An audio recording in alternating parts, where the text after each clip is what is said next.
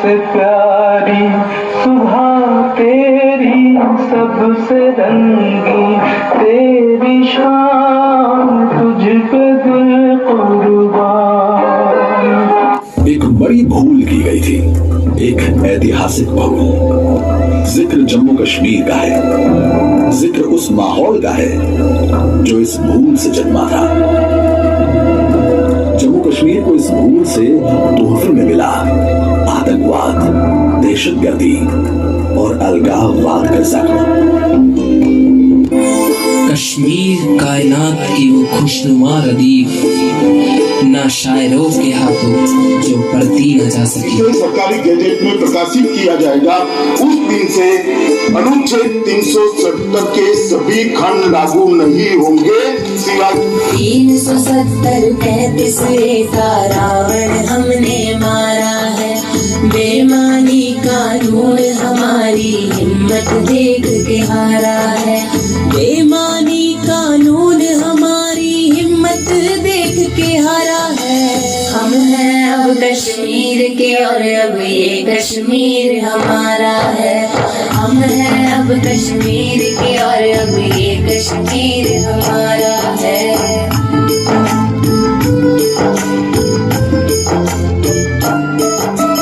एक देश एक संविधान का फिर से गूंजा नारा है।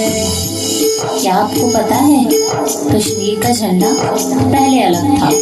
ना तो यहाँ भारत का संविधान चलता था, ना सुप्रीम कोर्ट के ऑर्डर। एक देश एक संविधान का फिर से गूंजा नारा है। कुछ धाराएं हटी है तो अब निकली प्यार की धारा है। कुछ धाराएं हटी है तो अब निकली प्यार की धारा है। हम हैं अब कश्मीर के और अब ये कश्मीर हमारा है। हम हैं अब कश्मीर के और अब ये कश्मीर हमारा है। इस बीच जम्मू कश्मीर में आर्टिकल 370 हटने के 5 साल पूरे होने पर बड़े आतंकी हमले का अलर्ट जारी किया गया। दावा किया गया कि पाकिस्तान की खुफिया एजेंसी ISI ने वहां छिपे आतंकियों को 5 अगस्त को जम्मू कश्मीर में बड़े आतंकी हमले को अंजाम देने की जिम्मा सौंप दिया, क्योंकि 5 अगस्त को जम्मू कश्मीर में धारा 370 हटाए जाने के 5 साल पूरे हो जाएंगे। साथ ही अगस्त के पहले हफ्ते में ही चुनावों को लेकर जम्मू कश्मीर में समीक्षा बैठक भी होगी। और दावा किया गया कि इसी बात से पाकिस्तान की खुफिया एजेंसी ISI और वहां की सेना बौखला गई। आतंकवाद को उखाड़ फेंकना है और जम्मू कश्मीर जिसको लगातार आप देखें तो तरक्की की ओर आगे बढ़ाया जा रहा था, जिसको लगातार शांति से यहाँ पर हरा भरा किया जा रहा था, यहाँ पर सैलानियों का आना शुरू हुआ था, G20 हुआ था, उसको बिगाड़ने का प्रयास जो कर रहा है उनको बख्शा नहीं जाएगा। ये साफ निर्देश जो है वो भारत सरकार की तरफ से, प्रधानमंत्री की तरफ से दिए गए थे। उसके बाद गृह मंत्री ने एक बैठक ली, उसमें इस चीज को लेकर चर्चा हुई कि सेना क्या काम करेगी। उसके बाद सेना प्रमुख खुद जो है वो जम्मू आए और एक बार नहीं बल्कि 3 बार वो जम्मू कश्मीर जो है आ चुके हैं। सेना प्रमुख का पद संभालने के बाद जनरल उपेंद्र द्विवेदी उन्होंने खुद आकर ग्राउंड पर फोर्सेस की किस तरीके की तैयारी है, कैसे एक्शन होगा, उस चीज को लेकर तैयारी की गई है। और सबसे पहला एक्शन अंदर छुपे उन ब्लैक शिप्स का है, जो आतंकियों का है और आतंकियों के सहायकों का है, जो यहाँ पर रहकर पाकिस्तान का बोलने की कोशिश कर रहे हैं और इन आतंकियों को जो है वो पनाह दे रहे हैं। उनको जो है उखाड़ फेंकने का काम शुरू हुआ है और उसके साथ साथ सुरक्षा बलों ने लगातार यहाँ पर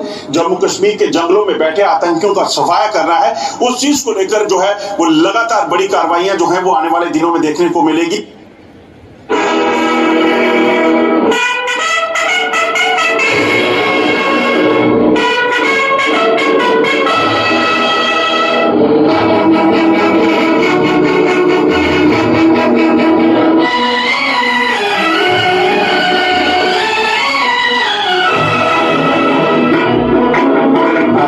आजादी को हम हरगिज़ मिटा सकते नहीं। आजादी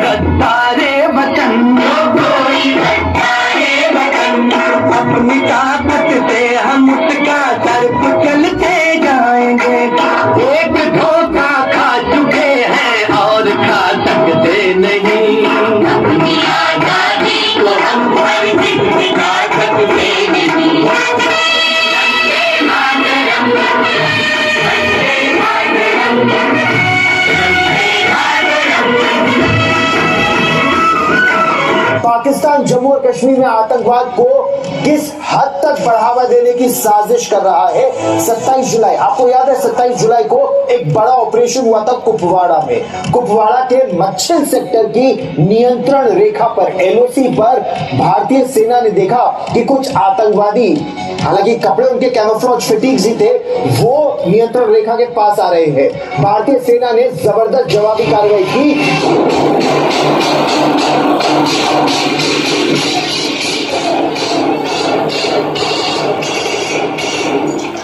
गुलाब पोस्ट के पास बैट एक्शन की कोशिश हुई, सेना सतर्क थी, जवाबी कार्रवाई हुई और उसमें एक जो बैट एक्शन टीम का मेंबर था मारा गया था। उसकी आइडेंटिफिकेशन नहीं हुई, लेकिन आज सूत्रों का माने, सेना सूत्रों का माने तो ये नोमान जियाउल्लाह है। 45 वर्षीय हिजबुल मुजाहिदीन के साथ भी इसका जो संपर्क था, सलाहुद्दीन और 26/11 के मास्टरमाइंड हाफिज सईद के साथ भी इसकी तस्वीरें बाहर आई है। लेकिन सबसे बड़ी बात यह है कि ये स्पेशल सर्विसेज ग्रुप जो कि एलीट कमांडो यूनिट है पाकिस्तान आर्मी का, उसका सदस्य रह चुका है।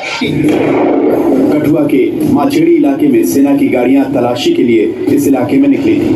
एक तरफ गहरी खाई, दूसरी तरफ ऊंचे ऊंचे पहाड़। आतंकियों ने नीचे कच्ची सड़क से गुजर रहे काफिले को अपना निशाना बनाया, लेकिन तब तक ट्रक में मौजूद 5 जवान लहूलुहान हो चुके थे और आतंकी वहां से निकलकर घने जंगलों में भाग चुके थे। आतंकियों की धरपकड़ के लिए आज सुबह से सर्च ऑपरेशन चल रहा है।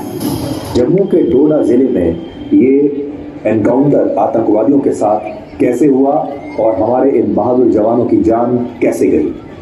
भारतीय सेना के मुताबिक डोडा शहर से लगभग 55 किलोमीटर दूर डेसा के घने जंगलों में उसे 4 से 5 आतंकवादियों के छिपे होने की सूचना मिली, जिसके बाद सेना ने इन आतंकवादियों को मार गिराने के लिए एक सर्च ऑपरेशन शुरू किया और इस ऑपरेशन को शहीद कैप्टन ब्रजेश थापा खुद लीड कर रहे थे।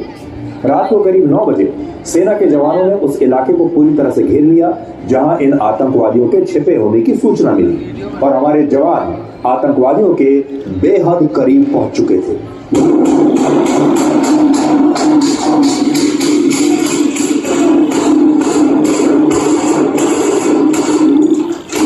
लेकिन इसी दौरान आतंकवादियों ने सेना के घेरे को तोड़ने के लिए रात के अंधेरे में अंधाधुंध गोलियां चलानी शुरू कर दी, जिसमें हमारे 4 जवान शहीद हो गए और 1 जवान घायल हो गया। देखने को मिली होगी। इसलिए हम हमेशा ये कहते हैं कि फौजियों के जो परिवार होते हैं वो अलग मिट्टी के बने होते हैं और फौजियों के परिवार की हमेशा आपको इज्जत करनी चाहिए। इसी मुठभेड़ में नायक डी राजेश, सिपाही ब्रजेंद्र सिंह और सिपाही अजय सिंह भी शहीद हुए। इनमें सिपाही अजय सिंह सिर्फ 26 वर्ष के थे और उनके परिवार के मुताबिक सिर्फ 3 दिन बाद वो छुट्टियां लेकर राजस्थान में अपने घर लौटने वाले थे। लेकिन इससे पहले ही वो देश के लिए शहीद हो गए और अपने पीछे अपने बूढ़े माता पिता और अपनी पत्नी को छोड़ गए हैं, जो अब इस पूरे देश की जिम्मेदारी है।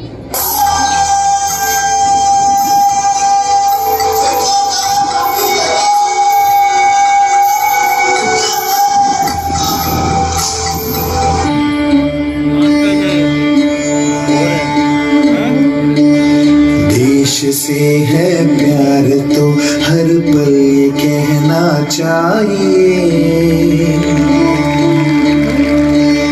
मैं रहूं या ना रहूं भारत ये रहना चाहिए। सिलसिला ये बाद मेरे यूं ही चलना चाहिए, मैं रहूं या ना रहूं भारत ये रहना चाहिए।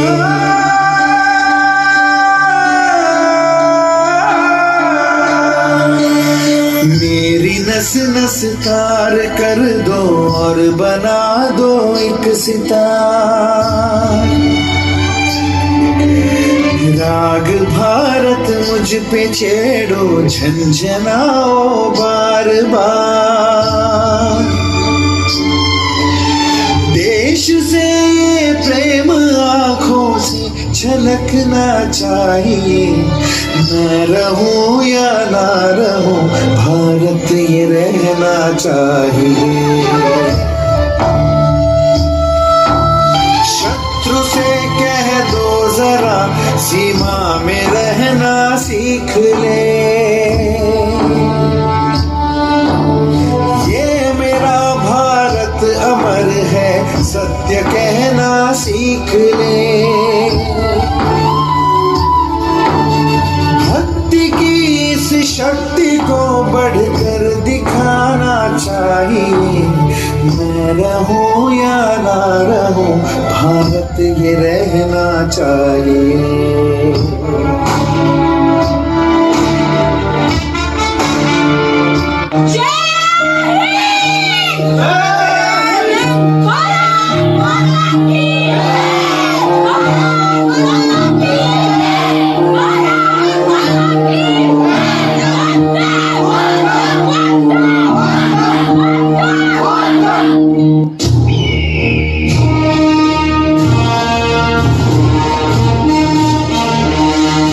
सरजमीन हिंदुस्तान, तेरे उन जानिसारों, जांबाजों, शहीदों और मुहाफिजों को सलाम है, सलाम है, सलाम है।